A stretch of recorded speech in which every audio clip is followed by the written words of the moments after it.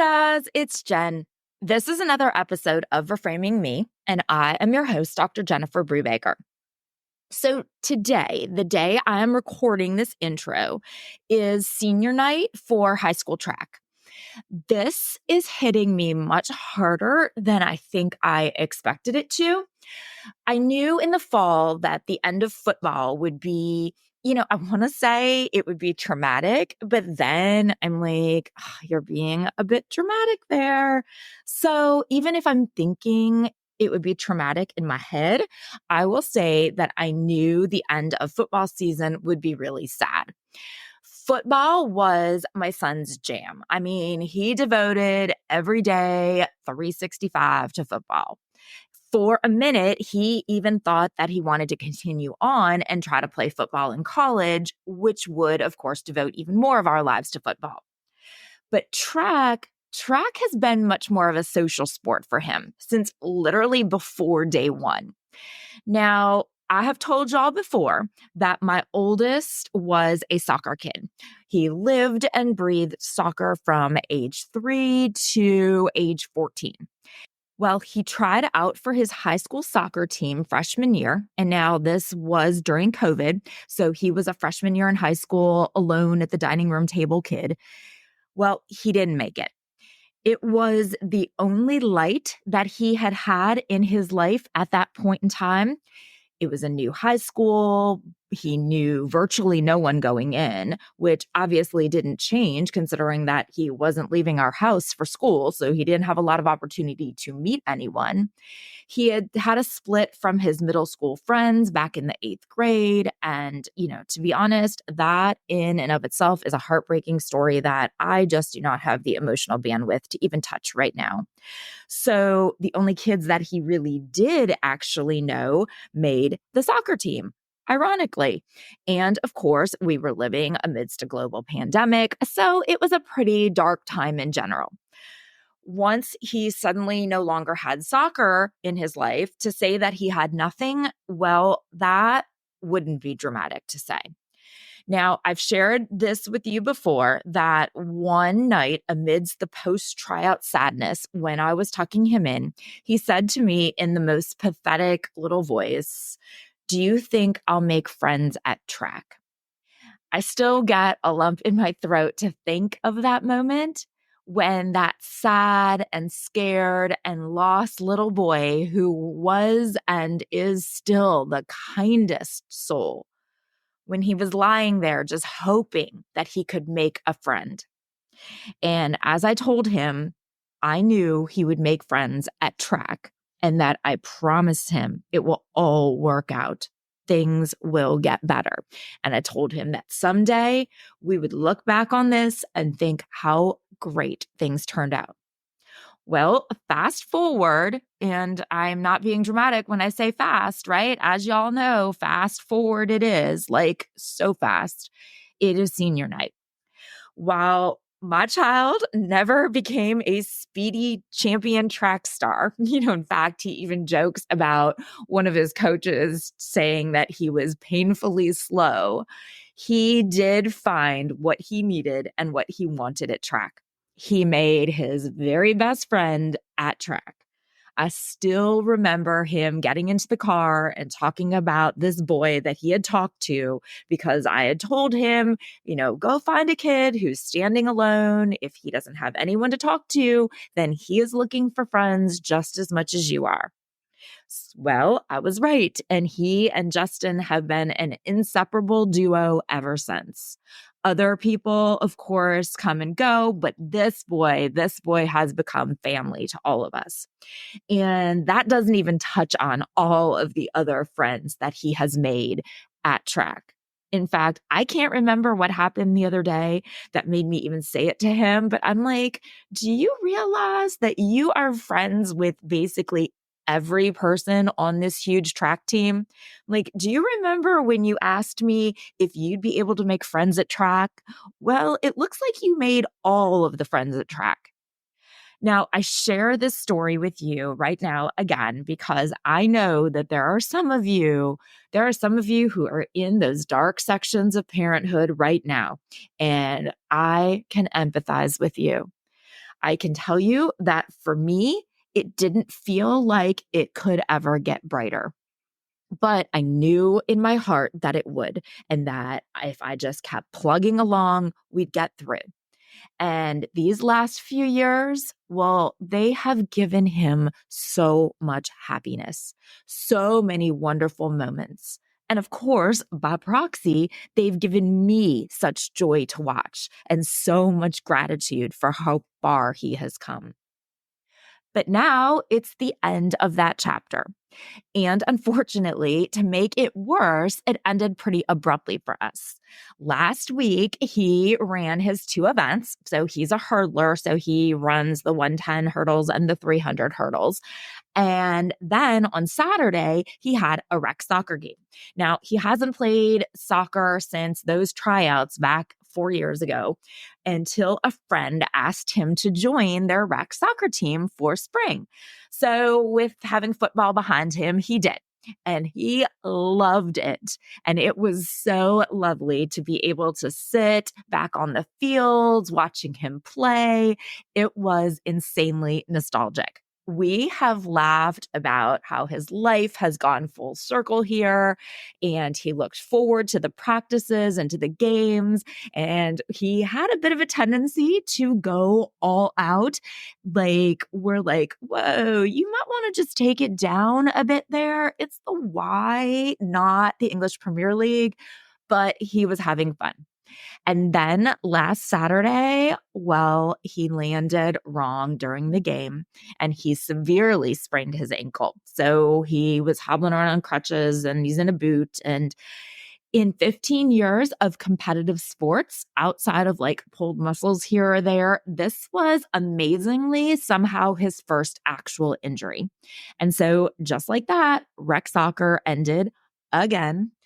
And track, well, I kind of wish I had realized, but no, that's not true.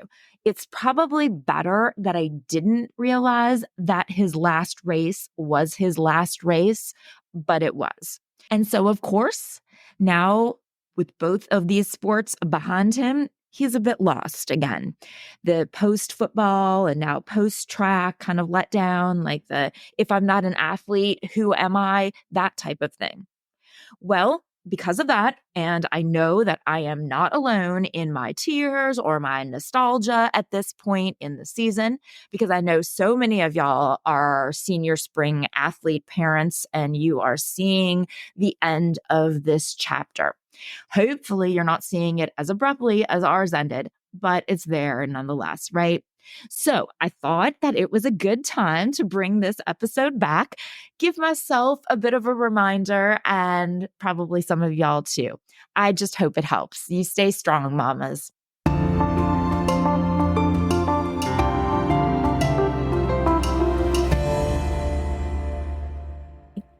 We'll talk about grieving the end of our teens' activities, as well as helping them find their identity once that time ends too a bit. We'll talk about ambiguous loss and grieving. So we're kind of all over and yet still kind of not. Okay, so it's Saturday morning when I'm recording this. And last night was the first round of playoffs for the high school football team that my boys play on. Lord knows that I am quite cognizant of this being senior year and all of the emotional baggage that comes along with that. And yet, it was yesterday morning when it struck me that, oh my God, today could be it. It could be the last time that I ever see him play football. The last time that I watch all of these boys who he has gotten so close to, we've all gotten so close to. It could be the last time that I watch them all play. The last time that I go out onto the field to hug him, to see all of them and take their pictures, see their sweaty, dirty smiles.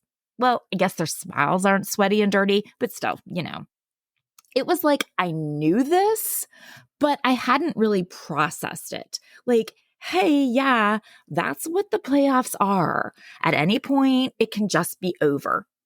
And this time, like over. I was a ball of nerves all day. I think it's the most nervous I have been for one of his games. And I'm the mom of the kicker, so I have a pretty high threshold for stress watching. Thank heavens it was quite a blowout game. So by halftime, we were up by a lot. So a couple of the other senior moms and I were like, phew, we kicked that can down the curb at least another week, and we could enjoy the second half. But I couldn't help but look at the parents on the other side and think of all of the parents on the losing teams and all of the games last night. And it hurt my heart to think of them because for them, that was it. Just like that. Whether it's been 4 years or 2 years or 12 years or, really, I guess doing the math, Tobias started playing sports with soccer at 3, right? You 4, yeah. So that's 14 years. 14 years of youth sports for some of them. And bam, over just like that. And I know some parents, like those parents whose kids were on the 30th seed underdog team, they were probably at least expecting it or prepared for it. But that doesn't make it easier. And I'm sure others were like, I would have been just not processing that, hey, it could happen at any time. Like slamming the book shut on a chapter of your life.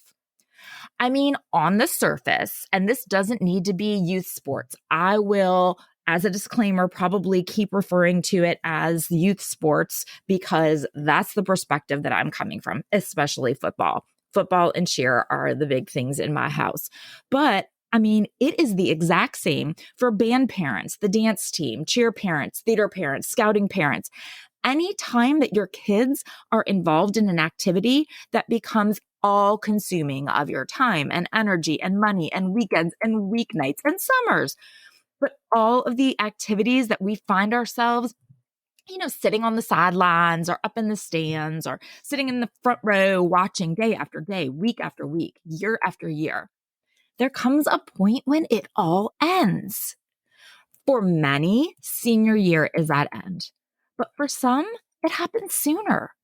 Whether it's because they don't make the team or they grow out of love with the sport or the activity and they just decide that they're done.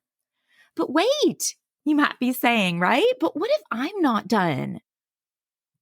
We don't think about how these things impact us, how hard it is for us when we need to acclimate to a new group because of our kids.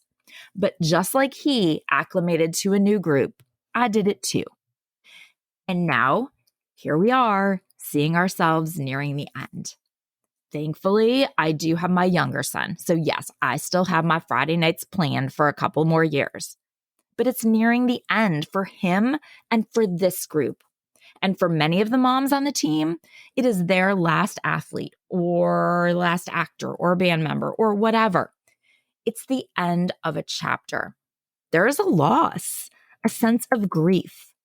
It's the loss of an activity, of a group of people you've grown to feel a community with, the loss of something that you share with your child, those many, many, many drives to practices or games or tournaments, the countless conversations that began with, so how was practice? Or when he says, so today at practice, hearing about their successes, their struggles, their progress, their frustrations. It's something that has bound us together with each other and with our kids. Even in those times, for those people who feel like there's nothing that they're bound together with their teens with someday. These activities, they have bound us with them. It's okay to feel sad that it's ending. It's okay for us to look back and reflect, to remember those early sports years when no one really knew what to do with the ball, to think about the tears when they were too afraid to go out. We can look back and be proud of the person they've grown up to be because of their activities. But we can also look back and feel sad that this chapter is over. Sure, we can keep in touch with the moms we've gotten to know over the years, the moms who have become our friends. But it won't be the same, huddled up in the cold or chatting in the parking lot late at night, waiting for the bus to come back. Sure, we can still have things in common and things to share with our kids, but it won't be the same. that ongoing storyline of growth and progress, technique and strategizing. And sure, they can spend time with their friends and we can spend time with them, spending time with their friends, all of these kids that we've grown to care about. But it won't be the same. That enthusiasm and electricity when they come hungry and stinky and proud after the game. And that's really the thing of it, right? It just won't be the same. And it's okay to mourn the end, mourn the loss. And it's okay for them to mourn too. And because we're the mom, we're going to need to help them through their grief while we're feeling our own. It is not uncommon at all for teenagers who have been consumed with the sport or an activity to feel a loss of identity once it ends. And we've been consumed by it too. For both of us, it's a mixture of confusion and sadness, the unknown and the uncertainty of who we are now. If they're not a football player or a cheerleader or a band member or a theater kid, who even are they? And the same for us, right?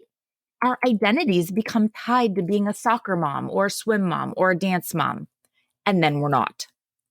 Often, I think it's just such a gradual thing over like 10 years or so that we don't even notice it happening. We don't realize quite how much their activity has consumed all of us. They take on the activity as who they are. They don't just play lacrosse, they are a lacrosse player. And we are lacrosse moms. So what happens when we're no longer that? Our teens have used these activities to find their community and build their identity. And let's be honest, so have we. Unfortunately, for neither them nor us, there's not a magic fix. Just like any other loss or grief, it's going to take time to heal. They're going to need to navigate who they are if they're no longer an athlete. They're going to be sad and probably a bit lost. They may be bored and they may feel or seem directionless. And as their parents, we need to be patient with them. And we need to be patient with ourselves too. We need time to navigate who we are if we're no longer the football mom or the dance mom or the band mom. Without the time-consuming activity, without the built-in friendships, what do we do with ourselves now? We need time, and perhaps we need a hobby. But mostly, we need to be allowed to grieve the end. Just remember, there is no one way to grieve. And the way that you grieve high school sports ending could be very different than the way that your teen does, and even different than your partner does. It looks different for everyone. Now, if their career ends abruptly because of an injury or the disappointment of not making a team, you were like I was. You just thought that they would be a high school soccer player, or they'd make cheer or the band. You saw yourself leading that high school parent life, working the band booster table or planning team dinners or driving them to practices. You just thought that was the life that you would have until they were cut. Or maybe until they just decided, I don't like to be on stage anymore. Or I only played baseball because you liked baseball. And so they're done. And you're done. You needed to re-examine the mom you are when you're not that mom anymore. When you're not on the soccer mom text group anymore. There's no goodbye even with that. No closure. But there's still a loss. Or maybe you really thought that they'd play in college, and for one of a million reasons, it just doesn't happen. It's okay to feel a sense of loss for what could have been or what should have been. I heard from two moms this week who had their own experiences with this. One, her son was injured during a practice and needs to wait to heal. And so she's holding her breath to see if they even make it that far in the postseason. She said she watched his practice film from the day he got hurt and she cried, wondering if it was the last time that she'd get to watch him play. And another one told me that her son was set to play doubles tennis, but the team that lost so much in the singles matches that apparently the team they were playing could just opt out of even playing the doubles. I didn't know that was a thing, and apparently neither did she. And so it meant she never got to see that last match that she was expecting. I think back to that quote unquote 2-week shut down, remember, back in March of 2020? It was the end of all of those years my kids were together in their cute little uniforms at their Catholic school. All of the pickups where I'd watch them come out to the car together. The times that I would see the three of them in church for school mass or out on the playground at recess. And I always feel like I missed out on knowing it was the last. Seeing the last time that they were together on the playground, or taking a picture the last time that they walked out of pickup together. I know the moms in the spring of 2020 sports that missed out on that last season, the last time of seeing their kids play their spring sport. I heard from a mom whose son played soccer since he could walk. He played soccer as a freshman, and then he didn't make the team as a sophomore. It broke his heart and his spirit and his love for the sport. And I can say I understand that 100%. And another one whose son had also played soccer forever, and he just got bored and he was restless and he quit as a sophomore. Both of them basically said the same thing. I thought I had 3 more years. I didn't know we were done. I wasn't done. I mean, basically, there was no goodbye, right? It's called ambiguous loss, and it's a psychological concept that has been around for like over 40 years. I teach it in my family communication class, and it is an actual loss, actual grief that we feel. The grief over what should have been, what could have been. It's a loss that occurs without any significant closure. There's a lack of resolution. Personally, I always relate it in my family comm class to my personal experience with my daughter being a preemie. She was born at 27 weeks. She was a teeny tiny little 2.5-pound thing. She spent 9 weeks in the NICU. I walked out of the hospital 12 hours after she was born, without a baby, without balloons and without any fanfare, without any pictures, because I was walking out without a baby. I had 2 other babies at home that I needed to get back to take care of. I spent 63 days going back and forth between them at home and her at the hospital. I tried my best. I left the boys napping with a sitter in the parking lot at times so I could go in to feed her. I would do her kangaroo care holding while I graded papers because I was still working. I did everything I could, but like most things, it was never enough.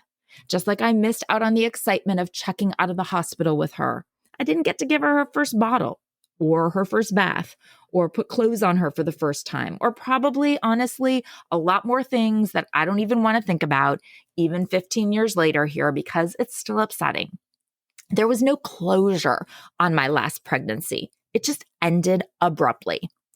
I feel like the first nearly 3 months of her life were taken from me. Her birthday isn't one I enjoy, if I'm being completely honest with you. I feel more joy on what I call her homecoming day, because her birthday, like birth space day, her birth space day was not joyful. It was scary and, well, just awful. Thank God she was a miracle and she grew big and strong and healthy. And then I faced the guilt of how could I feel any sense of grief or loss when I was so lucky to have this strong little baby. But it was a grief. It was a loss. It was an ambiguous loss. The grief of what could have been, what should have been. For those of us who have seniors this year, or really those who had seniors the last, 1, 2, 3 years, I don't know, I guess whatever it is, the last 2 at least. But for those of us and our kids too, because obviously it impacted them even more. But for us whose kids essentially lost a year of their high school experience because of COVID, we lost a year. We suffered a loss. We were supposed to have 4 years of high school. That's what history promised us, right? We were supposed to get to watch them make friends over 4 years. We were supposed to get to watch 4 years of sports and plays, homecomings, football games, all of it. We were supposed to get 4 years, right? But we didn't. We only got 3. I mean, probably more like 2 if we actually were to do all of the figuring and counting the distancing and masking and lack of activity and interaction when they did get to go back. But as I near the end of my COVID freshman's high school experience here, I can't help but feel a type of loss. These last 2 years have been so fun for him. They've been fun for us. And I can't help but think it's not fair. We only got 2 real years of this. I thought I'd have 4. And now he's going to graduate. I'm not going to see the people that I've become friends with. He is going to be forced to prematurely part ways with the friends he's only really gotten to share a high school experience with for 2 years. But are we allowed to feel sad? I mean, we're lucky, right? Things are good. But what about mad? Can we feel anger that we lost those years? I mean, I guess we can, right? But who are we mad at? It's not like we can speak to the manager. I ordered 4 years of high school and I only got 2. Tenure track professors at my university get to file for a COVID year extension, and college athletes get an extra COVID year. So I would like an extra COVID year of high school, please. I'm not sure with whom I should file that request. Just like if your daughter quit soccer when you're not ready to be finished, or if your son was planning to play college football and then didn't, or your daughter didn't make the swim team, or your son losing the opportunity to play his final match because of injury. That collective loss that we suffered with COVID is a loss. It's an ambiguous loss, but it's a loss that can be and should still be grieved. So, okay, let's continue our conversation to talk a bit more about ambiguous loss and what it is. At its core, ambiguous loss is about a lack of resolution. There are 2 types of ambiguous loss as they relate to families. Type 1 ambiguous loss deals with a physical loss. It's when the person is physically absent but psychologically present. The most common type 1 ambiguous loss circumstances in families are things like divorce or adoption or estrangement. It can also be circumstances like deployment or incarceration.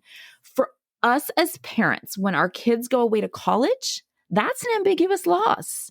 They're still psychologically present. You think about them, you talk with them, you make decisions with them in mind, but physically, they're not there in your life and in your home the way that they used to be. It's a loss. Type 2 is a psychological loss. Physically, the person may be present, but psychologically, they're not.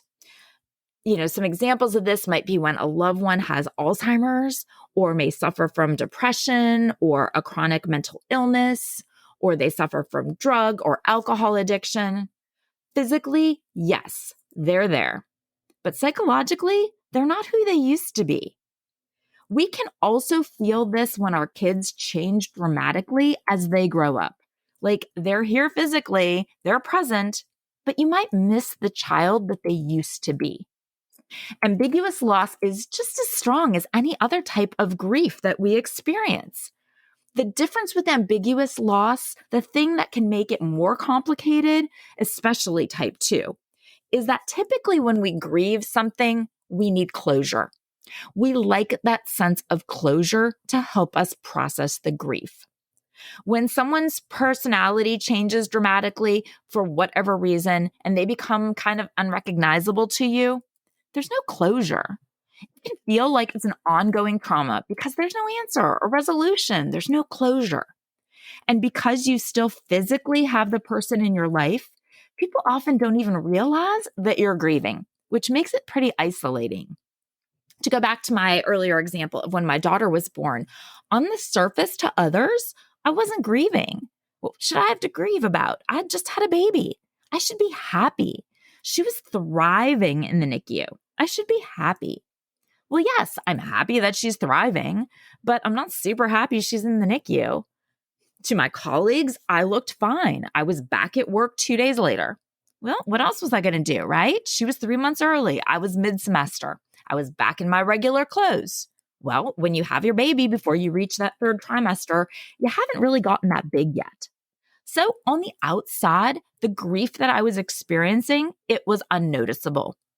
So if you are dealing with a parent with Alzheimer's or a spouse with a substance abuse problem or a child with severe depression, on the outside, it doesn't look like you've lost anything. They're all physically present. But psychologically, they're not who they once were. And you may very well experience grief for the person they once were. Yes, you still have them.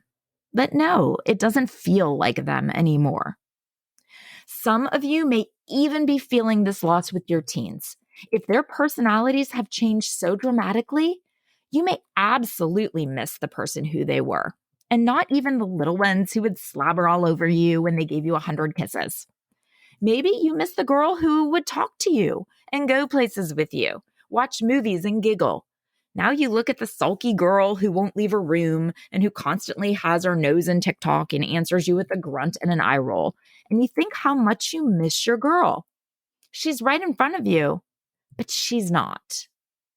Or you miss the boy who was into sports and his grades, who was kind and helpful around the house. And now he has a girlfriend and new friends, and he's always off with them. And when he does come home, he's much more worried about snapping her than he is about pre-calc. He is distracted, and you feel like all you talk about when you do see him is that he needs to focus. Did you do your homework? Do you have an exam coming up? Can you clean up your bedroom? Should you be training for next season? And you hate the nag that you've become. You miss the old him. You miss being the old you with him. It's an ambiguous loss. Or your son breaks up with his long-term girlfriend who you had grown to love as a daughter. Maybe you envisioned a future with her in it. You feel that loss, that grief, what you thought would be. Or you have envisioned your daughter's future, and being a teen mom definitely wasn't part of that. You grieve for the life she should have had. The relationship you expected to have with your teens versus the relationship you have with them. The future you dreamt of versus the future that is. The end of youth sports. You grieve the activity. You grieve the friendships. You grieve your role as soccer mom, as dance mom, as cheer mom, as football mom. Your son grieves for who he was as a player. Your daughter grieves for the identity she knew as an athlete. We all grieve in different ways. So keep in mind that our mourning these losses may show up in different ways. Maybe it's anger. Maybe it's throwing yourself completely into a new area of your life. Maybe it's them withdrawing. Maybe it's a restlessness or a feeling of being unsettled that you just can't put your finger on. And it can be the feeling that you just can't move on. You're frozen. When you're left longing for what used to be or answers to questions that can't be answered, it can feel like an ongoing trauma. These couple of years out from COVID, we have changed. Our lives have changed. Our relationships have changed. The world has changed. And our kids changing normally, as kids do, coupled with these changes from the pandemic and then sprinkled with a big old dash of the loss of a year or so of our lives, it can feel like an overwhelming sense of sadness that you just can't put your finger on. You may even find yourself longing for the way that things used to be, like in the before times. That normalcy that you know will never be normal again because it doesn't exist. And yes, you can totally argue that it wouldn't have existed now anyways because our kids were going to grow up regardless. Of course, 100%. In our heads, that's probably totally logical. But when it's blended with the other feelings of loss, it can be a lot. But no, you are not alone. Just like I never got that last picture or even noted or appreciated the last time my kids came out of St. Mark and to me in the pickup line, the last time I sat in school mass and could spot each one of us. None of us got any closure on our old way of life. So it is completely normal and understandable to experience grief for anything that we feel like we lost. So how do we cope with ambiguous loss? Well, just like so many things that we talk about here, I think the biggest thing is to realize that what you're feeling is actually a thing. Putting a name to how you're feeling and realizing that it's not just you. It's actually totally normal and common and is a huge thing. Often when we can finally put a label on something, we can begin healing. Second, look for the good. Be grateful for what is. It doesn't mean that you need to be toxically positive or not acknowledge your sadness, but try to see the good within. What growth or progress, opportunities or relationships, what good things exist because life changed? Try to start looking for opportunities to create new meaning. Third, get involved in other areas. Find new things that you enjoy. Appreciate new opportunities or avenues that exist. Maybe even things you kind of have always wanted to do, but couldn't before because of all of your commitments. For me, I've told myself for years that once my kids are off in college and I have more me time, I'm going to play tennis and golf again. Two things that I really enjoy, but haven't been a priority to me enough to actually, do them. There are only so many hours in the day, for heaven's sake. And once you factor in everything else, something's got to give. And for me, golf and tennis went away. So I've always said those are things I'm going to look forward to someday. Fourth, again, like so many things here, not only knowing what's going on with you is an actual thing, but even more so, knowing that you're not alone in experiencing it is so very helpful. Having others surrounding you, even if it's only in a virtual community like this. But definitely, if you can find others around you who are feeling the same way, it's why us senior moms, we bond together, right? It's why I got quite a few texts after last night's game that said some version of, phew, we got another week. And the good thing about post-pandemic ambiguous loss is that, well, we all got it. We all lost time. We all lost the before times. So there's a good chance that the people around you feel it too. Last, you can work towards acceptance. We don't need to like it, but what if we accepted it? Maybe it's not the closure we want, but to make peace with the reality that is a step towards healing. To continue journaling our personal football team's playoff progress, the boys won their game on Friday night, so they continue on to round 3 of the playoffs this coming Friday. So while I am obviously super excited for them winning, y'all know that I am even happier that I can just kick that end of high school football can down the curb just a little bit farther. And, at the same time as our football game, the score was announced from another one. And I heard a friend's son lose their game. And again, I couldn't totally feel her loss from miles away, knowing the exact string of emotions that she was going through. And then my husband, he sent me a screenshot of a Facebook post of a girl he went to high school with and, probably hasn't seen in 30 years, talking about how hard her son's last soccer game was for her. And of course, he screenshots it for me and is like, look, it validates your podcast. It's like, yes, I swear. Are all husbands like this? Like, it doesn't matter whether it's a salad that I tell him to try or a TV show that I tell him about or feelings that I have. It's like he hears it from someone else and he thinks he's totally discovered something groundbreaking. It's like, I do know things. But I guess we'll save that one for another episode, right? Because I could go on forever about that. But he was right. It does, in fact, just continue to show how we are, in fact, a community of women who, despite not knowing each other, despite different life situations, we are a community of women experiencing the same things and feeling the same emotions. And we are all just trying to process them and figure out why we feel this way and what do we do now. And sitting in the stands at the game, I was with a good friend and her son actually graduated last year and now he's away at college. And she said, she's just like, I look around here and just wonder how I have actually already had a kid come and go through here. And now I'm here and he's not. It's such a weird feeling. And of course, I'm like, well, funnily enough, I can recommend a very good podcast to explain your ambiguous loss. I know, I am insufferable, right? I'm, of course, joking, but kind of not. Like, I do like to cite my sources, and I was my source.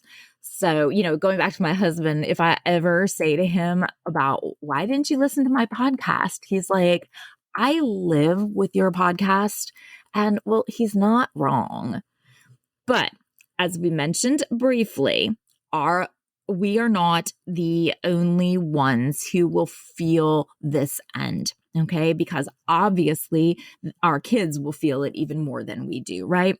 So today we're going to extend that initial conversation into life after sports, or what comes next for our teen athletes. Like I told you, my 3 teens are all athletes. So that is the perspective that I'm coming from, and that's how I will continue to refer to it. But it is the same, whether it's the dance team or band or theater or whatever activity has dominated your teen's life and their identity. So today we're going to continue with the conversation about what life looks like for your teen after sports and how you can help them find their identities. It is mid-November right now, and spring football practices began the end of April. That was 8 months ago. And in the very brief off season, they were training for the season, making it a pretty much year-round sport. And that is only 1 year of it. That doesn't count all of the previous years. And for most of these teens, that's pretty much been the norm for them. I know that cheer and the band and the dance team, they went on all summer prepping for the fall too. And sports like basketball, wrestling, soccer, lacrosse, I know I'm missing some, are often, they're often year round with travel leagues. And then theater kids, well, they jump from one performance into the next. So these activities are super consuming of them. But not only are their sports a part of their everyday lives, but really their lives are often centered around their sport. I know that personally, having devoted so much of my time and energy to my career over the years, it's an ingrained part of my identity. And I have a very difficult time walking away from that and separating who I am outside of that career. As a mom, we all know how hard it is. I mean, geez, it's the reason that I'm doing this. And it's the reason that many of you are listening to this, because we know how hard it is to separate our identities from our role as a mom. For our athletes, it is just as hard to separate their identities from their activities when they have actually created their identity around that sport. Often everything about their lives, the times that they go to bed and wake up, what they do after school, what they eat, how they train, who their friends are, what their goals are, often everything that they have done for years on the daily has been centered around sports. So when it just ends, of course they are going to have a void. They're going to be lost. I know one of the boys from my son's team, who I don't happen to know very well, he walked me to my car after team dinner the other night to help me carry things. And he said to me, he's like, Miss Brubaker, I just don't know what I'm going to do after school. What will it be like to just come home after school? And I know that that's the feeling that my son has too. Like, what do I do now? And right now, they may look at it on the surface level, like my son and that boy do, like, what will I do after school if I don't have football practice? But they haven't really even thought through the actual reality of it, that it's more than just what they do and more than just what they do with their time. They often don't realize quite how much the sport consumed who they are too. Everyone around them has identified them as that sport. So when they're not doing that sport anymore, it can be a really hard thing to face. It can cause some of them to face an identity crisis. And they've been part of this team, a team that has been a close-knit group, trains together, hangs out together, who shares a common goal. I mean, chances are they all dress the same. I know that I often find their friends' clothes around and I'm never sure what belongs to whom because they're all wearing the same merch. And pretty much everything that they do is built around their shared goals and a very routine life. They're each going to feel some type of loss when they realize that they need to create a life and an identity without sports at its center. So let's continue this conversation to talk about what we as parents can expect once the clock counts down to 0 on that very last game. Number 1, okay? There may be a bit of a delayed response. Of course, they'll feel an immediate sense of loss if, in fact, they lost their last game. But once that passes, even for those who might be excited or feel a bit relieved that the season is over, oftentimes that excitement is pretty short-lived. When you've been in an all-consuming season for so long, it's a relief to see it end. But it's when the realization hits that, nope, it's not going to start back up again. That's when the struggle may start. So it is quite possible that for these fall athletes, it might not even hit them until next fall, like when the team starts playing without them. As an aside, be aware that this will also be a difficult time for us too. So the grief of their sport can be a bit ongoing. So be prepared for that. Number 2, they may feel a bit like they've gone from hero to zero. So think about all of the excitement and the recognition that they get from sports. It's just going to all go away. They've gotten really used to it. They've gotten used to us bragging about their accomplishments and their coaches giving them feedback daily and their teammates cheering them on. But all of this recognition, it's been for what they're doing and not who they are. So when the game ends for them, so do these accolades. Us parents, we have been raving about their successes. We've been posting on socials, coaches and teammates, and anyone else who is congratulating them on their successes.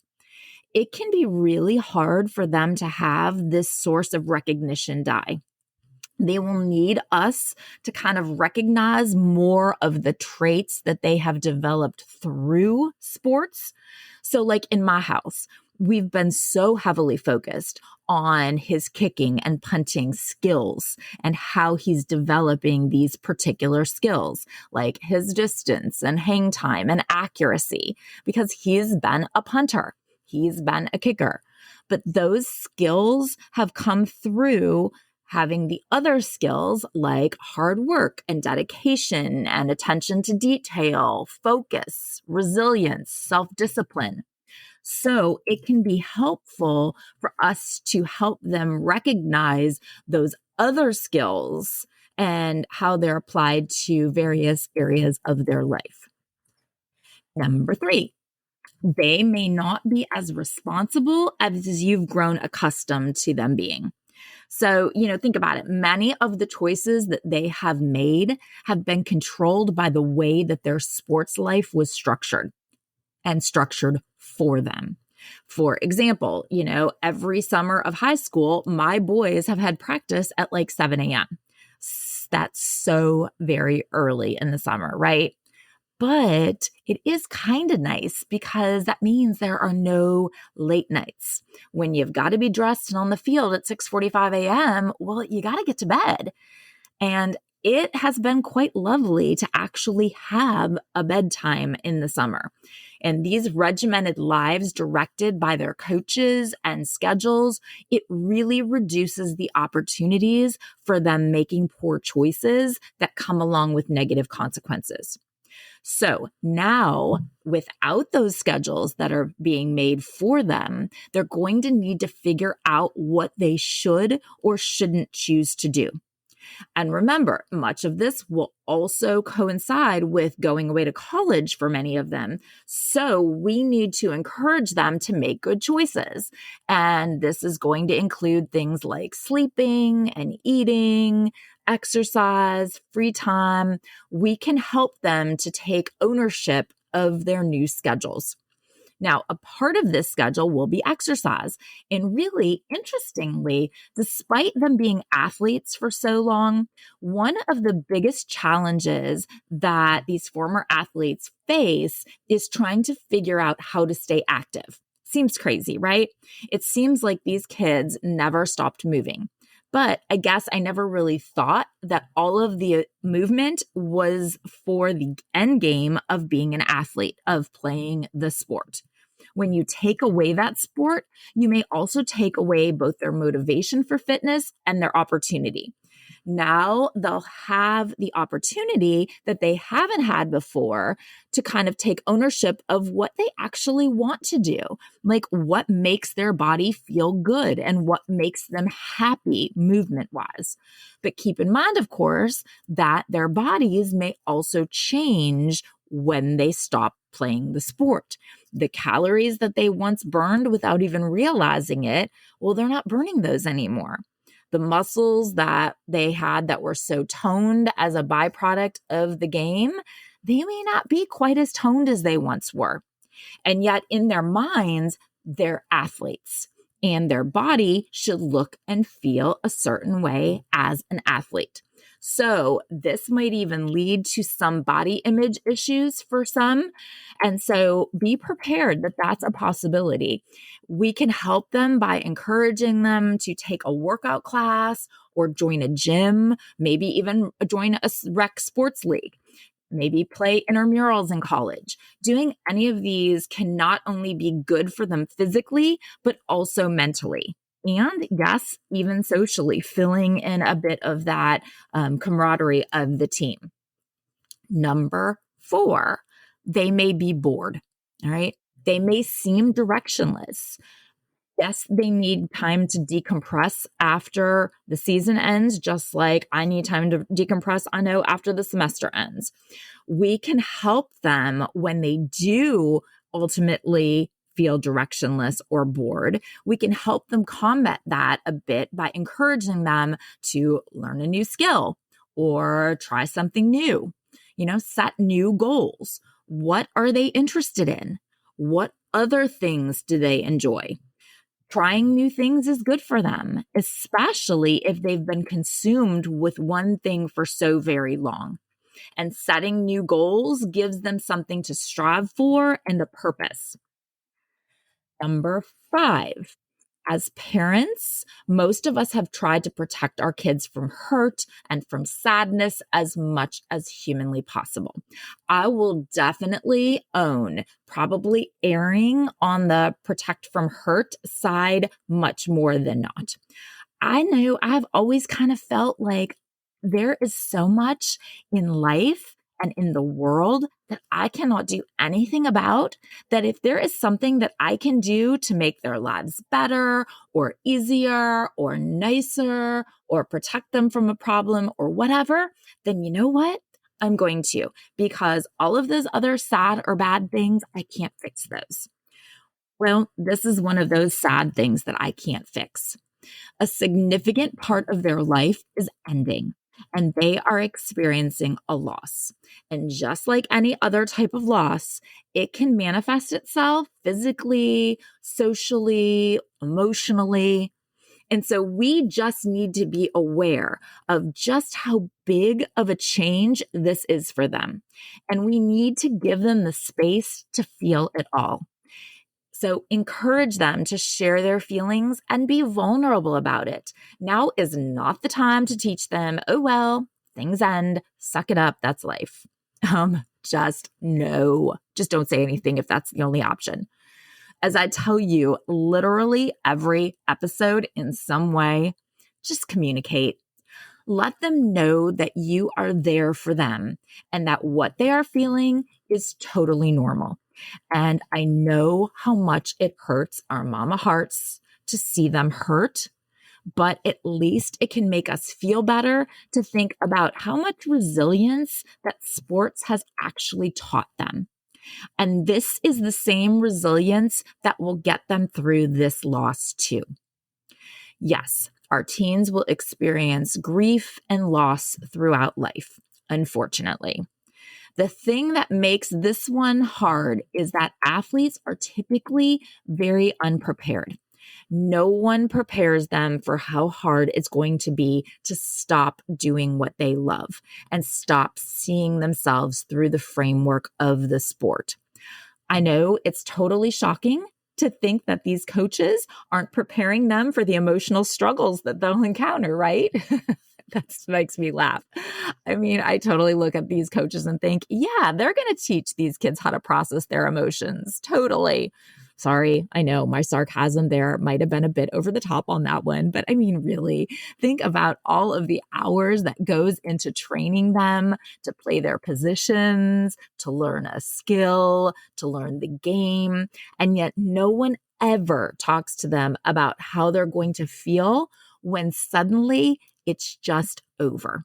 So really, it's not shocking why they might feel pretty lost. At the center of it all is that we need to help them realize how much more there is to them. It's okay to grieve, and they are definitely not alone in doing so. But there's much more to them, and there's much more out there. This is only where their journey begins. Thank you so much for listening. Please remember to follow the show so that you don't miss out on any new content. And please share it with your friends who you think might also benefit from or enjoy the content. That's how we're going to grow our community. And I really would love to keep growing it. Reach out to me on socials, on Instagram and TikTok at Reframing Me.